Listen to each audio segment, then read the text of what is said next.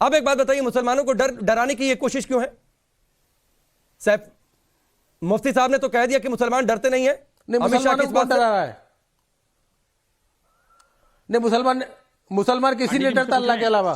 किसी से नहीं तो मुसलमानों के खिलाफ अत्याचार क्यों बता रहे हो? वैसी दंगाइयों को सबक सिखाने की बात है तो नहीं। पांडे जी मेरी बात का जवाब दे दो। अत्याचार तो आज तक हो रहा है।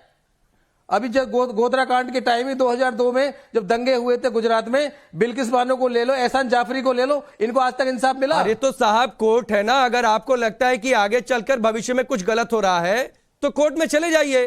सिंपल, बहुत साधारण सा तरीका है। अगर आप संविधान डेमोक्रेसी में बिलीव करते हैं तो कानून अपहोल्ड करने की जिम्मेदारी इस देश में अदालतों को है। जाइए ना साहब अदालतों में। किसने आपको रोक रखा है? हम लोग क्या आप रैली में माइक पकड़कर खड़े रहेंगे हम लोग और भड़काऊ बयान देंगे, संविधान कर वोट हासिल करने की कोशिश करेंगे? हम लोग संविधान, पांडे जी हम लोग भारत के संविधान में बिलीव करते हैं। भारत के संविधान की वजह से हिंदुस्तान में रह रहे हैं हम लोग। फिर समान नागरिक संहिता को मानोगे क्या? यूनिफॉर्म सिविल कोड को अगर आ जाता है तो, अगर संविधान में मानते हो तो बहुत ही ज्यादा।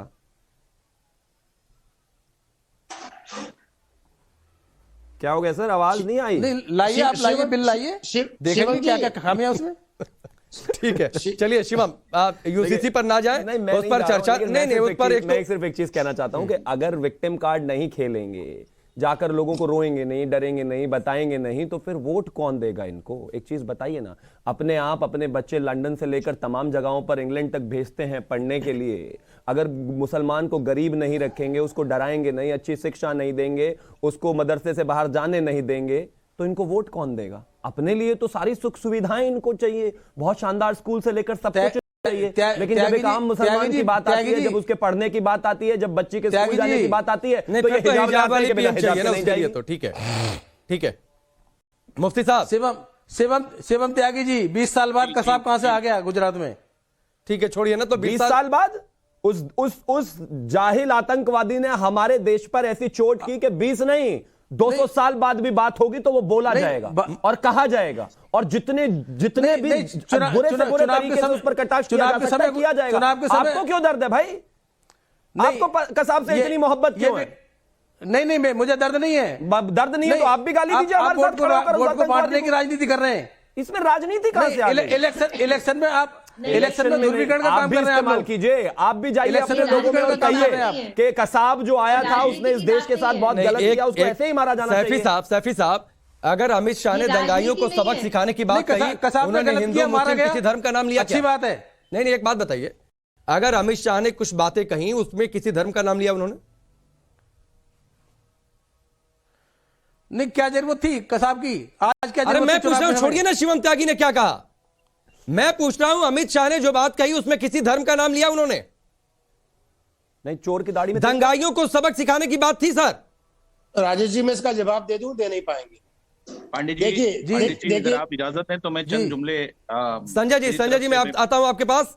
सैफी साहब, आपके पास जवाब नहीं है, आप निरुत्तर हो चले हैं, और आपने मान ली है ये बात कि जो भी बातें आपने शुरुआत में कही वो गलत कही। चलिए मुफ्ती साहब, जरा आईना दिखाइए सैफी साहब को। देखिए, एक बात बहुत वाज़ेह तौर पे हम सबको समझ लेना चाहिए कि अगर इन्हें बहुत मोहब्बत है मुसलमानों से, यहाँ के सेकुलरिज्म से, तो आखिर वो क्यों दूसरी सेकुलर पार्टियां वहां पर मौजूद हैं? क्यों आखिर वोट कटुआ बनकर के आप वहां पर जा रहे हैं? MIM क्यों वोट कटुआ बनना चाहती है? क्यों मुसलमानों को डरा करके ये बार बार कराना चाहती है कि गोदरा आ जाएगा, फिर से हो जाएगा, ऐसा हो जाएगा? मैं बार बार कहता हूं और अपने लोगों से कहता हूं, घबराने, डरने, परेशान होने की बिल्कुल जरूरत नहीं है। मुल्क तरक्की की राह पर है। हमें तेज रफ्तारी के साथ अपने मुल्क के दामन से लग करके मुल्क को और अपने बच्चों को, अपनी नस्लों को, अपने औलाद को तालीम के साथ जोड़ करके तरक्की की राह पर रखिए। ये दंगे, ये फसाद, ये लड़ाइयां, ये झगड़े, इसमें पड़ने की बिल्कुल जरूरत नहीं है। हमारी फिक्र एक है और वो फिक्र है मुल्क की तरक्की, मुल्क की फलाह, मुल्क की बहबूदी। लेकिन इन सियासी पार्टियों ने कहीं ना कहीं गरीब मुसलमानों को, अनपढ़ मुसलमानों को, जाहिल मुसलमानों को, जो कम पढ़े लिखे हैं, जो गांव में रहते हैं, ऐसे लोगों को उकसाने, बहकाने, फुसलाने की जो साजिशें रचते हैं, इनका पर्दाफाश हो रहा है। और आज मैं बहुत ही वाज़ेह लफ्जों में कहता हूं कि इनका पर्दा बिल्कुल फाश हो जाएगा। कोई पूछने वाला इनको नहीं होगा। हमें चाहिए कि अपने बच्चों को तालीम दें, यूनिवर्सिटियां बनाएं। जितने पैसे आप खर्च कर रहे हैं इलेक्शन में, यूनिवर्सिटी क्यों नहीं बना रहे हैं? जितने पैसे आप खर्च कर रहे हैं कॉलेजेस क्यों नहीं बना रहे हैं? जितने पैसे आप खर्च कर रहे हैं आप जाकर के अपने बच्चों के लिए वहां पर बड़ी बड़ी इंडस्ट्रीज क्यों नहीं? मुफ्ती साहब, ये तो बहुत आदर्शवादिता की बात हो गई। किसी पार्टी में इतना आदर्श नहीं मिलेगा। जो आप बात कर रहे हैं। मुफ्ती साहब मुझे ठीक है।